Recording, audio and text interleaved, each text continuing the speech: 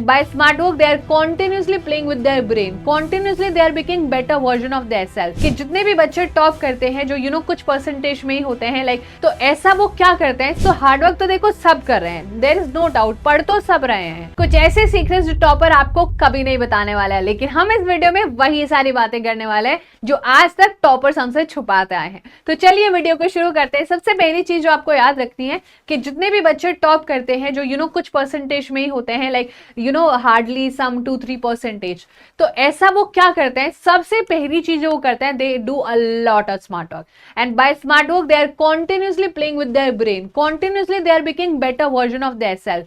सो hard work तो देखो सब कर रहे हैं, देयर इज नो डाउट, पढ़ तो सब रहे हैं। ऐसा नहीं कि सिर्फ आप पढ़ रहे हो या सिर्फ जो कम मार्क्स लेके आ रहा है वो नहीं पढ़ रहा है, सब लोग पढ़ रहे हैं, बट जो पढ़ रहे हैं वो कैसे पढ़ रहे हैं, and that is how they are standing out by doing smart work. So by smart work they are revising things regularly, they are making flash card, जो जैसे ही क्लास खत्म होती है तो वो अपने नोट्स को रिवाइज करते हैं, सारी चीजों को मॉनिटर करते हैं, जो भी हाई यील्डिंग टॉपिक्स होते हैं उसको बहुत ज्यादा अच्छे से फिल्टर कर रहे हैं कि यहाँ से जैसे मैं आपको बताती हूँ, जो हमारे हिस्ट्री, ज्योग्राफी, इकोनॉमिक्स और पॉलिटिकल साइंस में जो फर्स्ट चैप्टर्स होते हैं like chapter 1 and chapter 1 of all the 4 books, वो बहुत इंपॉर्टेंट होते हैं, ये आपको पता होना चाहिए। तो ऐसे में आपको हाई टॉपिक्स आपके सामने से मिल रहे हैं और आप उनको कॉन्टिन्यूसली रिवाइज करें तो डेफिनेटली वो बहुत बढ़िया स्मार्ट वर्क हो जाएगा। सेकेंडली नोट्स, उनका क्या होता है, सीक्रेट वेपन होता है। वो नोट्स इतने अच्छे से बताएंगे और अपने नोट्स कभी बताएंगे भी नहीं आपको कि मैंने नोट्स बनाए, और आपको देने तो भूल ही जाओ। सो वो सीक्रेटली नोट्स बनाते हैं और ऐसे नोट्स बनाते हैं कि जो उनकी अंडरस्टैंडिंग के हिसाब से उन्होंने बनाए, कि मैं इसको देखूंगा या देखूंगी एग्जाम के टाइम तो मेरा सॉर्टेड हो जाएगा, मेरे को कुछ बार बार चीजें नहीं पढ़ने पड़ेगी। और उस नोट्स को बनाने के बाद दे रिवाइज रेगुलरली वो उसको रिवाइज करते हैं, ओपन जो है बुक्स रख के वो बहुत सारी चीजें करते हैं, बार बार उन्हें जो है टेक्स्ट बुक नहीं खोलने पड़ेगी और उससे उनका रिविजन भी मल्टीपल टाइम्स हो जाएगा और टाइम भी सेव हो जाएगा। That is how they are doing a lot of smart work. Third है हमारे पास they practice like it's a real thing. वो ऐसा नहीं कि वो हफ्ते भर प्रैक्टिस नहीं करें, महीने भर प्रैक्टिस नहीं करें, they are continuously doing their practice again and again.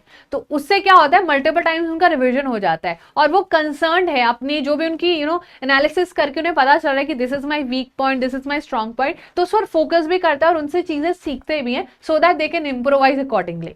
फिर है हमारे पास they ask a lot of questions. Yes you heard me right, toppers बहुत क्वेश्चन पूछते हैं और हमें भी पता चल जाता है जब कोई भी बच्चा सामने से बहुत सारे क्वेश्चन रिपीटेडली पूछता रहता है कि वो बहुत ज्यादा इंटरेस्टेड है, और जब वो रिपीटेडली कोई चीज बार बार पूछता है तो वो लाइफ टाइम उसको याद भी रहती है, राइट? बिकॉज हमें जैसे अपने पेरेंट्स का नंबर याद होता है, आसपास के घरों का एड्रेस याद रहता है, बिकॉज वो हमारे लाइफ में रिपीटेडली हो रही होती है।